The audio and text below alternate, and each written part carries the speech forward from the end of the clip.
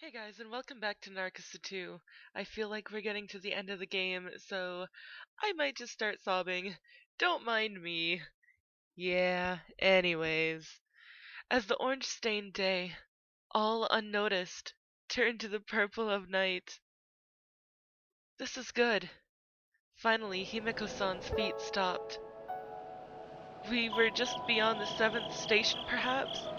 It was a new place with many rocky stretches and a very wide, wonderful view. Looking at my watch, it was already 3 o'clock at night, which meant almost an entire day had passed. As expected from the time, and perhaps yesterday's weather, there were no other climbers to be seen. Wait for the dawn, and then I'll say it here. Saying that, Himeko-san began walking toward the edge of the rocky stretch, peering down the edge of the cliff.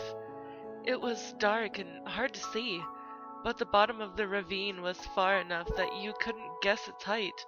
At the least, if you were to throw yourself out, without a doubt you wouldn't live. Finally, we're getting revved up here, aren't we? There's plenty of height too, right? Indeed, about 100 times the 7th floor. Altitude about 3,000 meters, and also no high fence for protection. Setsumi. Wait, Setsumi, if you have something to ask, now's the time. At those words, a number of thoughts swirled, but even though there should have been a number of questions, for some reason putting each one into words was difficult. So after a moment's thought, I finally opened my mouth. Tell me more about Himeko-san. This was also the question that resulted from my thinking. Do you want to hear about me? Or do you want to hear about someone in my position? About Himeko-san herself? I'm one of the great many Christians in the world. Nothing more, nothing less. But now, she was going to say complaints to God. That was probably attempting to break one of the greatest of prohibitions. Then, from before, about a dog of Flanders. No matter what, we have to pick one out of the 3 people. Yes, for people, there are no other choices. She firmly said so. The one who was leaving, Nello. The one left behind, Aloise. The 2 that will never meet. Then, Himeko-san is which? For that question, there was no answer. Little by little, the sky whitened in this place where it seemed you could touch the sky. She quietly hung her head. Surely the pajama-wearing Himeko-san was Nello. Then the Himeko-san now was probably Alois? To say complaints to God. If Nello wasn't allowed to, then it was understandable. Then just who was I?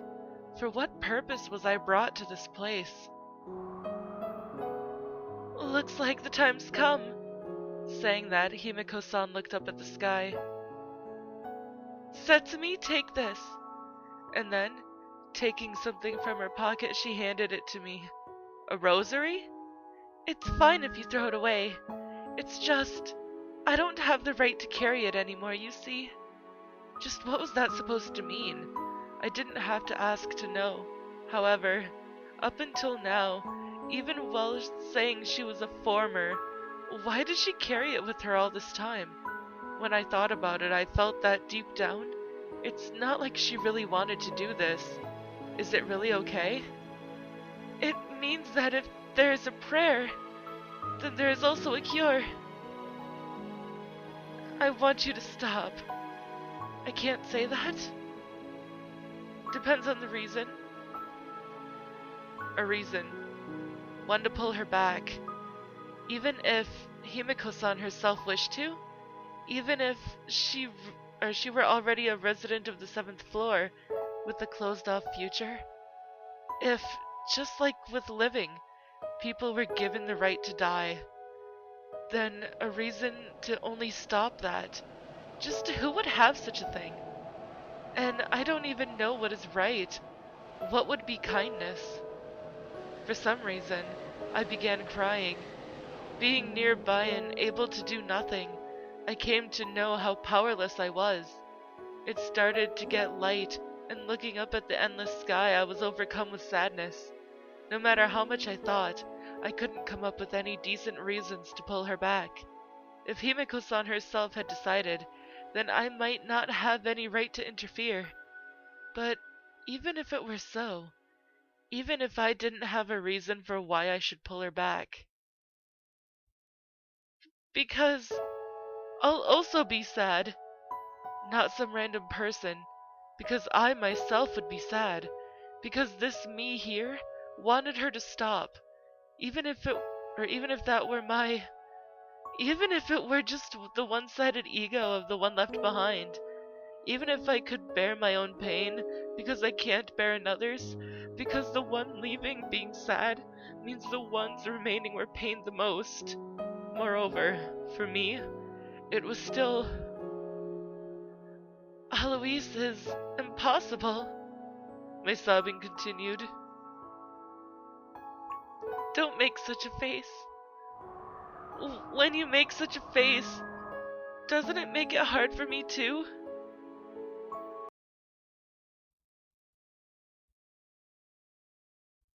If I were a saint, if my words were not simply for comfort nor a charm, but real magic,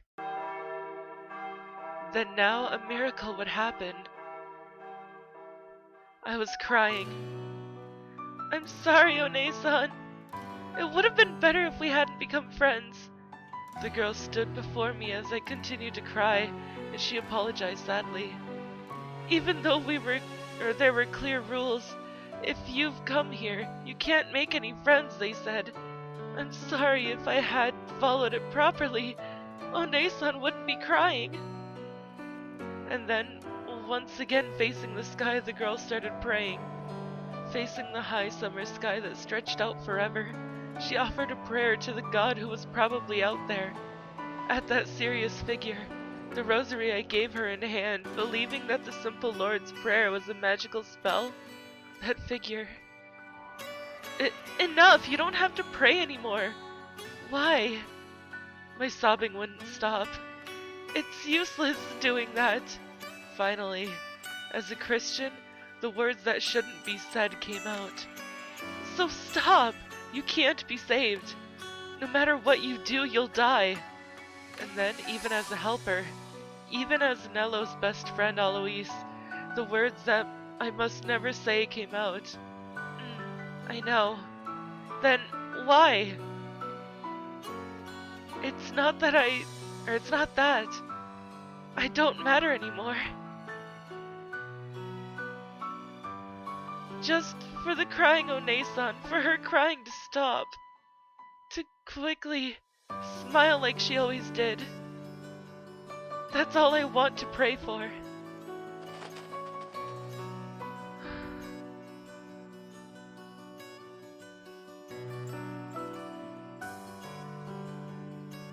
Why are you crying?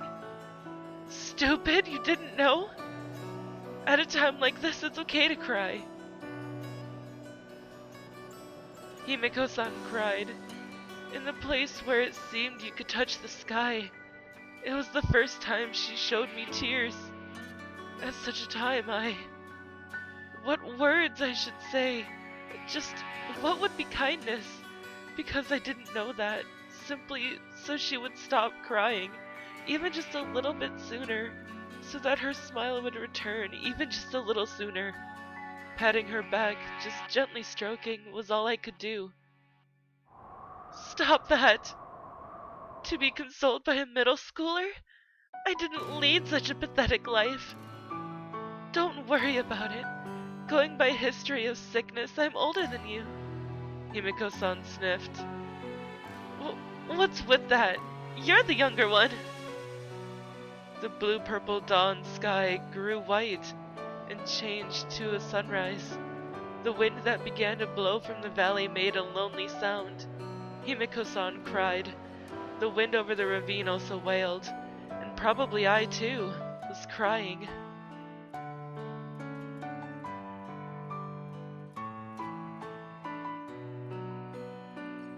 I'm stopping saying complaints. As she spoke, she faced the sky and placed her hands together. Then this, I'm giving it back. Yes.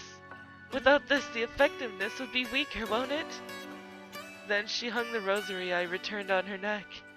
From this high, high place to an even higher, towards the sky she offered a prayer.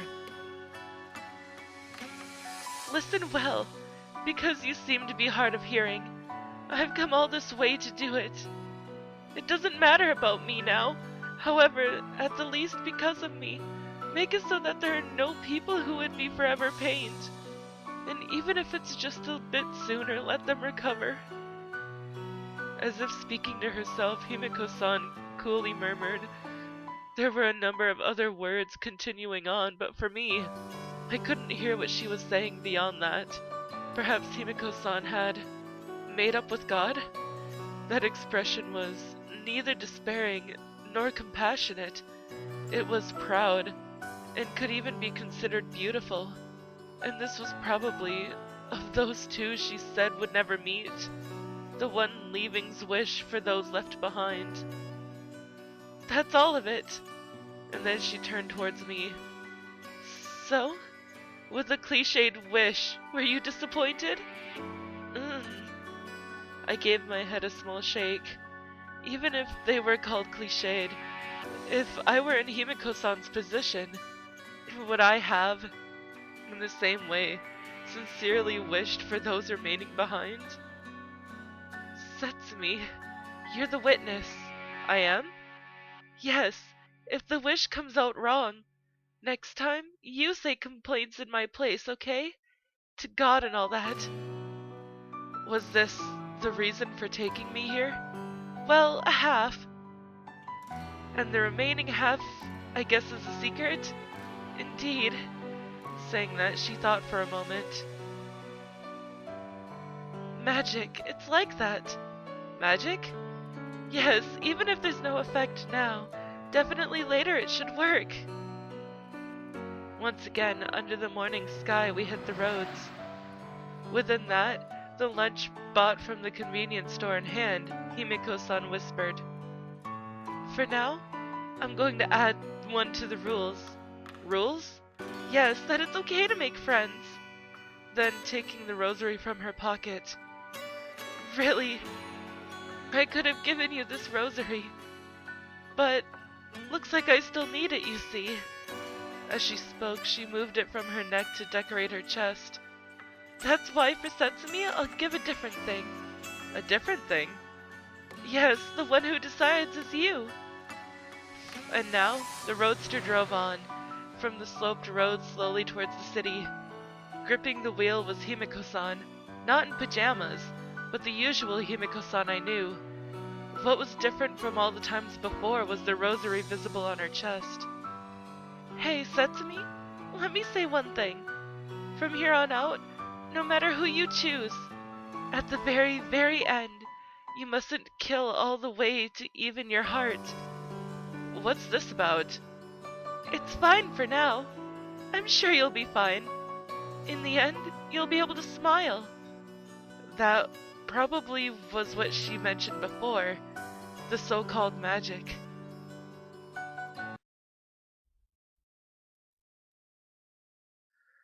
Chapter 19, Magic.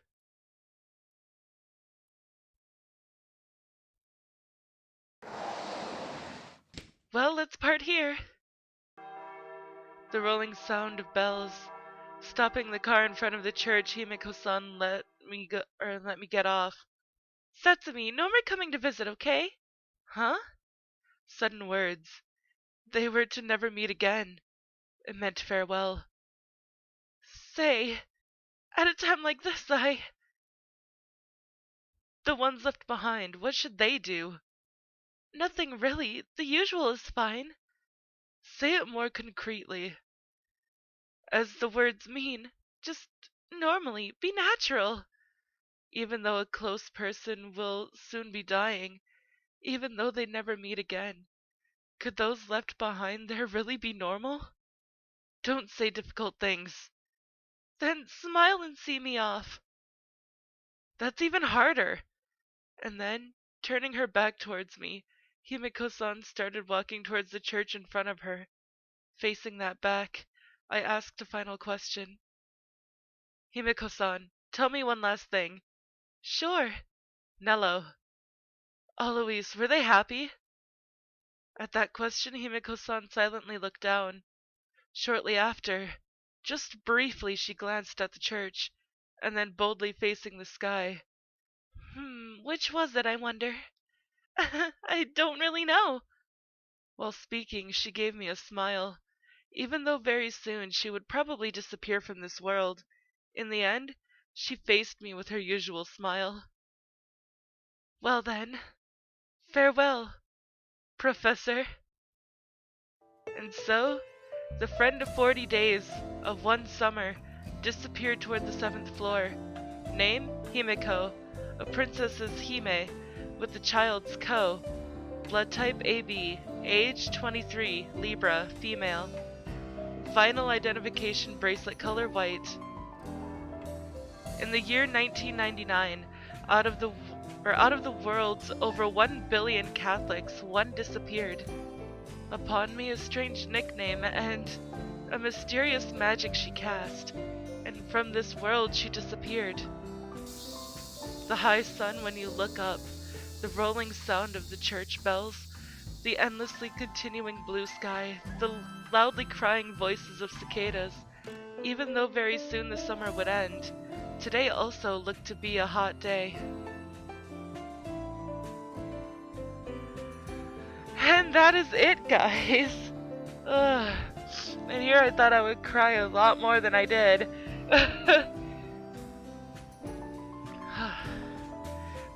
Oh, thanks, babe. He just handed me tissues. What a good boyfriend. Oh, the epilogue. Okay, winter. That very long summer ended. Quickly, fall passed, and early Christmas songs were playing in the streets. There was a knock at my door.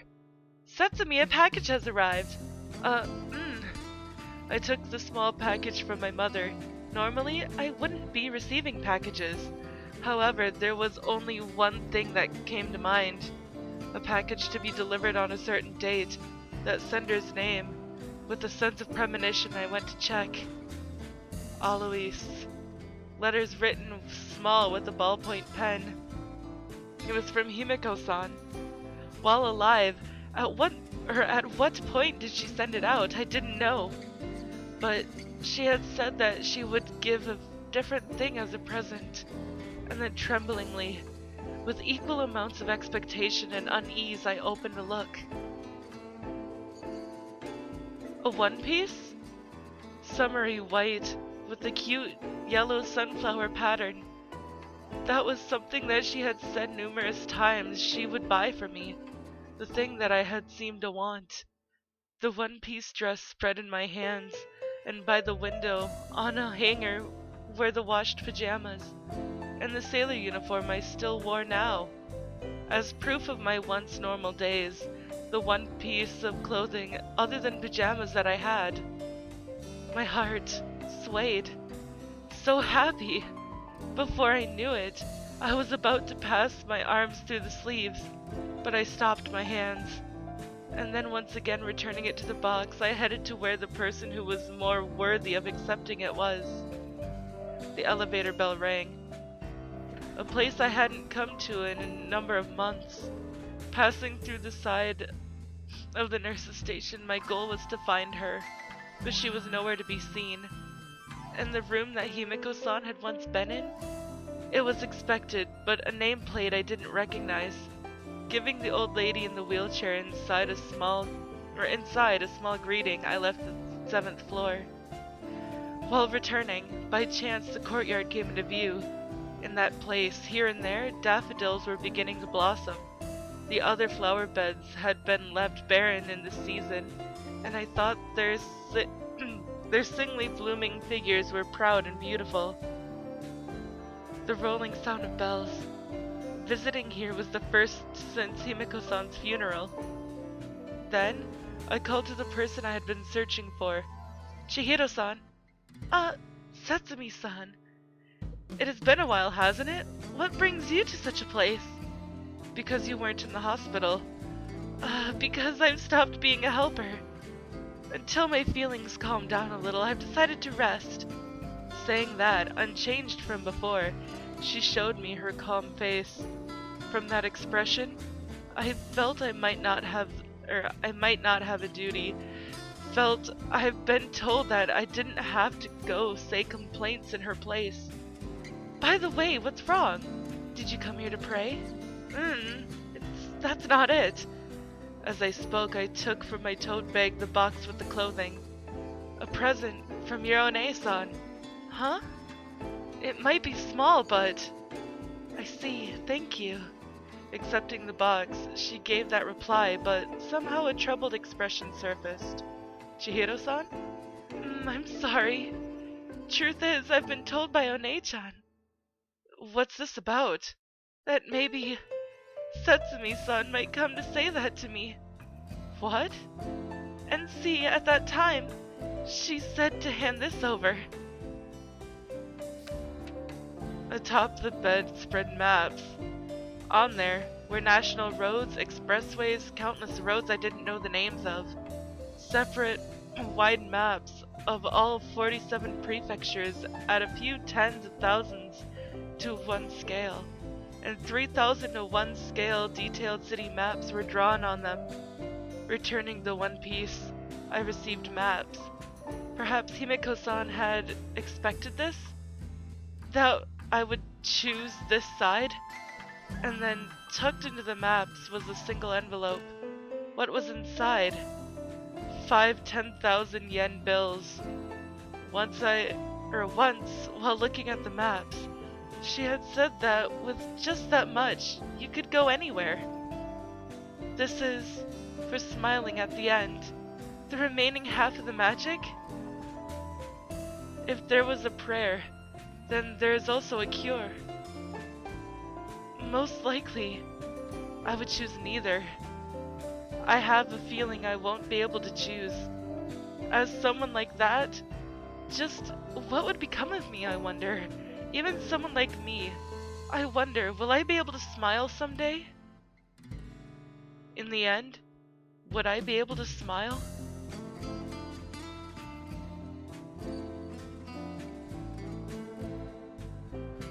Alright guys, now that is officially the end of the game. I hope that you've enjoyed it, and if you did, please give this video a big thumbs up, but I really do hope that you've enjoyed this whole series if you stuck with it from the first game until now. So, thanks so much, and I will see you guys in the next video. Bye-bye!